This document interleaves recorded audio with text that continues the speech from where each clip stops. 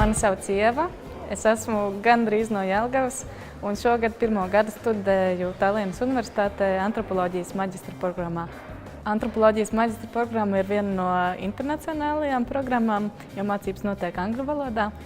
Lielākā daļa no pasniedzējiem arī nav no Igaunijas, un daudz mani kursabiedri, mēs esam 5 šogad, mani kursabiedri arī ir no dažādām vietām, no Somijas, no Amerikas, un es no Latvijas.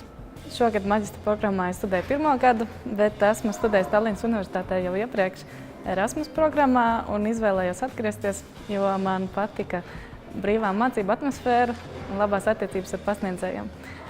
Mācību grupas parasti nav lielas, un tāpēc vienmēr pastāv tāda individuāla pieeja un labas attiecības ar visiem.